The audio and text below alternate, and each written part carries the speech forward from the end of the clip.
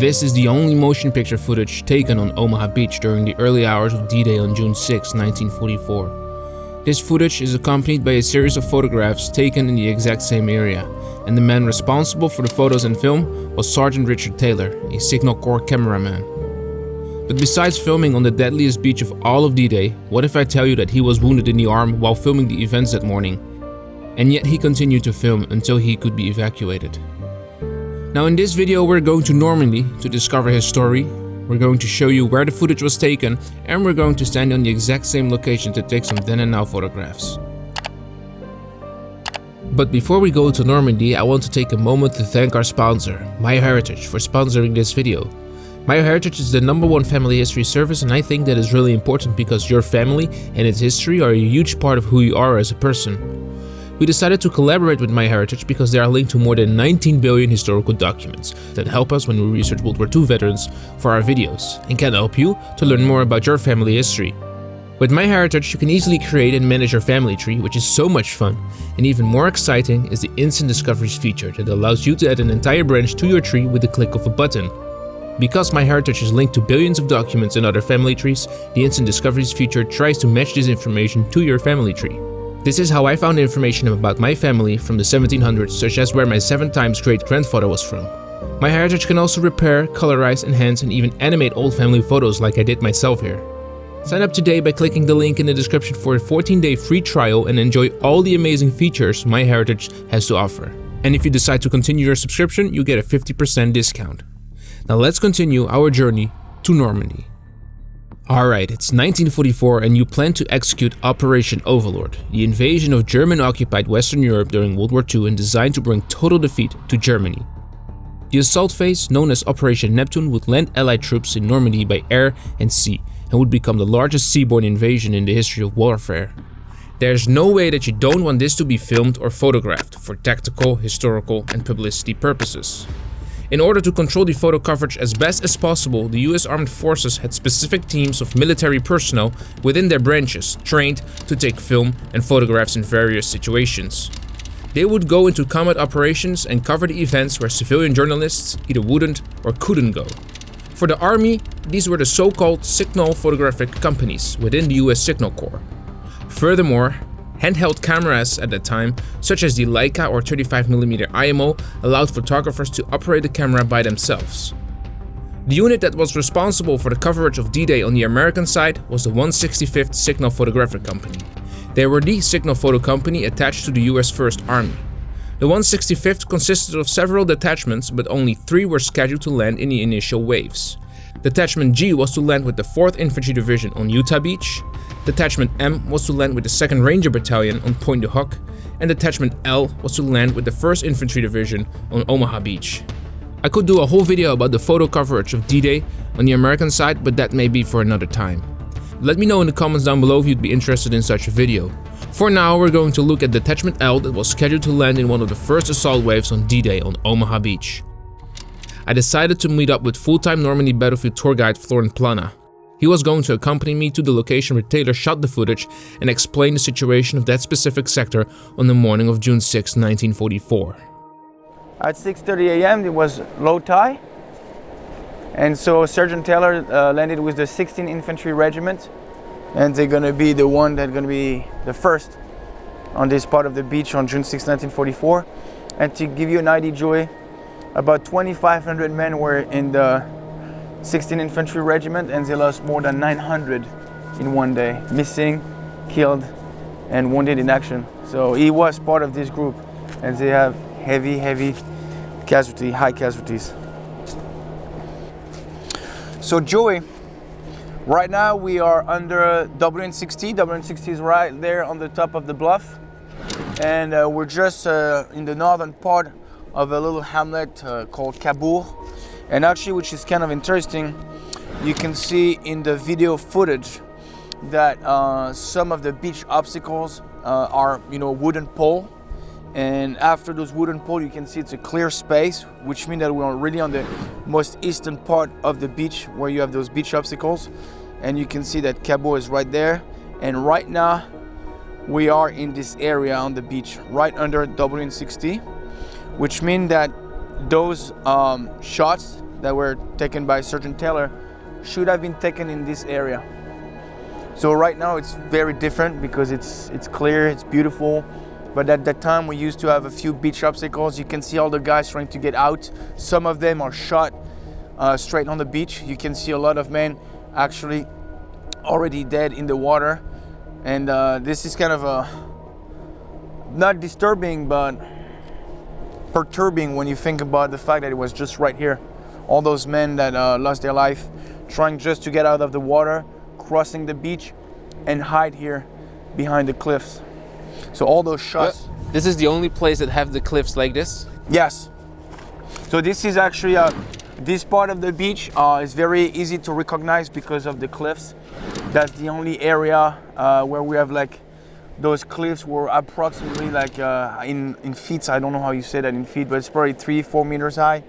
Obviously the cliffs are not exactly the same anymore as in the erosion. 1944 I mean, because of the erosion. Yeah, so the cliffs per se are not exactly the same because of the erosion, but you know, when you're looking at those pictures, you can clearly see that it was taken right here, just under a WWII. And the guys, after landing on the beach, they're trying to take cover. You can see Navy personnel, you can see 1st Infantry Division, and which is very interesting, you can see members of the 29th Infantry Division were supposed to land on the western sector of Omaha Beach. So it's a total mess, total chaos, and some guys are just trying to find protection right there behind those cliffs. And we have the most iconic, actually, pictures that we have. On D-Day itself, Detachment L consisted of only 8 men and their commander, Lieutenant Martin C. Grossfeld. In total, 4 men of Detachment L were scheduled to land with the division on Omaha Beach. First, 2 would land with the 16th Infantry Regiment at H+50. H hour was 6:30 a.m., so this would have been 50 minutes later. Another group of 2 men would land with the division headquarters at H+110. However, the morning reports of the detachment mentioned that 1 officer and 1 enlisted man landed on the coast of Normandy as part of the forward echelon at 8:30 a.m. We know that Sergeant Taylor was probably one of them, which makes us think that the officer in question could be Lieutenant Martin C. Grossfeld. However, we talked to Taylor's family and they were only aware of Captain Wall's presence. We do know that Captain Herman V. Wall, commander of the 165th Signal Photo Company, landed on Omaha Beach that morning. However, he was the company commander and not part of the detachment. Captain Wall took several photographs on Easy Red and was wounded by a shell shortly after, resulting in the loss of his leg. Unfortunately, we do not know which other men of the detachment landed that morning. Besides the morning reports, all other archive material of the 165th Signal Photo Company is not to be found at the US National Archives. No one really knows where they are, which is quite remarkable for a unit that supported the US First Army during World War II. And to top it all off, the footage that Taylor shot on D-Day is the only footage made by the detachment that has surfaced after World War II. It's kind of crazy to walk in his footsteps, right? Yeah. It's so peaceful today. Yeah, hard to believe that happened right here. So right here from where we are, you can see 3 different WN Widerstein nest, resistant nest, WN62 right there, WN61 and WN60.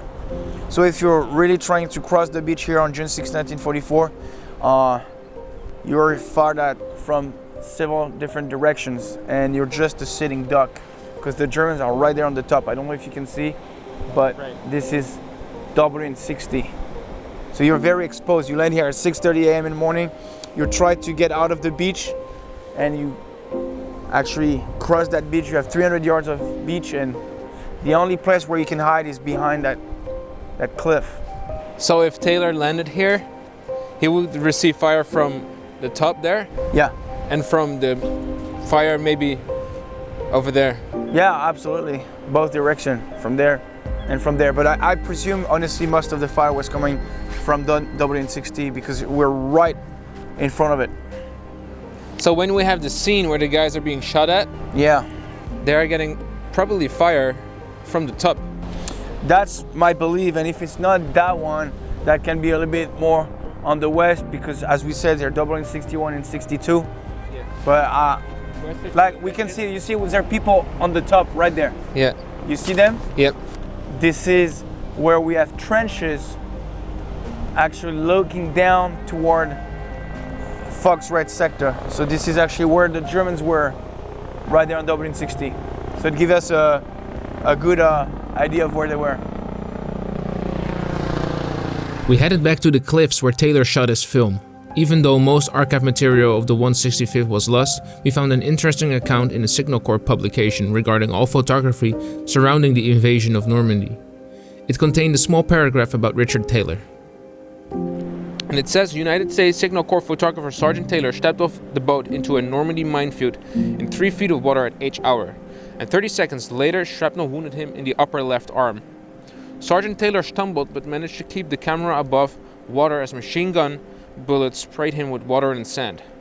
As doughboys dropped around him, some dead, others hurt, he filmed it all.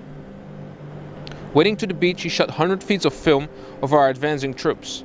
He returned to the hospital in England to have his wound attended and brought one of the first combat films of the assault of the fortress of Europe. His were the first motion picture to arrive in the United States, age plus 64 hours. In the caption sheets that were received with the film from Sergeant Taylor, he doesn't mention his injuries. All he says is in naive, several scenes are missing because of difficulties with snipers and machine gunners. Sergeant Taylor voluntarily enlisted in the US Army in 1942. He was already working as a photographer for a studio in New York. For his actions on D-Day, Sergeant Taylor was awarded the Silver Star. He was photographed in a hospital in England on June 9th. Still holding his camera, he was talking to a paratrooper that was also wounded in France. 2 days later, he wrote a letter back home to his parents. Hope you were not worried because I haven't written recently. I was very busy, also confined, due to opening of the second front. I am fine and am resting in a clean hospital, getting the best to eat and drink. I'm also attended by good doctors and charming nurses from the States. I got a slight wound in the left arm on the morning of D-Day in France. There's nothing to worry about really, Dad, as my arm will be the same as before in another week or 2. Managed to get some good photos, so I was told before leaving France. In the hospital, he turned over the film that he shot on D-Day. He had 3 cans, each containing approximately 100 feet of 35mm exposed film of the operations, another reel of 100 feet exposed 35mm film, and 2 rolls of exposed film containing stills from his Kodak 35. His D-Day film and photographs became one of the most iconic ones that covered D-Day, for his film is the only to show combat infantry on Omaha Beach on June 6, 1944. Over the years, people have tried to identify some of these men that appeared in the photographs. The man in the foreground was supposedly identified as Nicholas A. Fina of Company I of the 16th Infantry Regiment. Unfortunately, Taylor never wrote down the identity of the men that appeared in the photographs. We also believe that the reason for that is that some of the photographs are still images from the original film roll that contained this footage, because all photographs have the same reference number to the negative. And some photographs are identical to the motion picture footage that Taylor shot.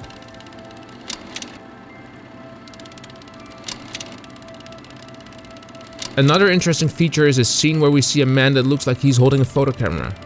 Who was that man? Was it Lieutenant Grosfeld, or was it another photographer whose name we don't know? Besides Taylor and Captain Herman Wall, we know that at least 2 other photographers landed on Omaha Beach that morning. These were Robert Capa, who apparently took his famous photographs on Easy Red, and Yank photographer Pete Paris, who was killed by the same shell that wounded Captain Herman V. Wall, also on Easy Red. Or could it be Taylor himself, while another man was holding his film camera? These are interesting questions we'd like to answer one day. Sergeant Taylor continued to photograph and film the war. He filmed parts of the liberation of Luxembourg in September 1944 and was also photographed here. He was also responsible for taking photographs at the site of Normandy massacre for collecting evidence. He survived the war and passed away in 2002 at the age of 95. His D-Day film is probably one of the most used films for D-Day documentaries. However, all credit to his film is lost when not mentioning his name or when mixing his footage with other D-Day footage shot by other cameramen. Therefore, we can proudly say that all motion picture footage used in this documentary was shot by Taylor. This video was our attempt to restore some of that credit, by putting a name and face behind the only motion picture footage shot in the assault waves on Omaha Beach on D-Day on June 6, 1944. It's cool, you can see it's a 30 cal water cooler machine gun.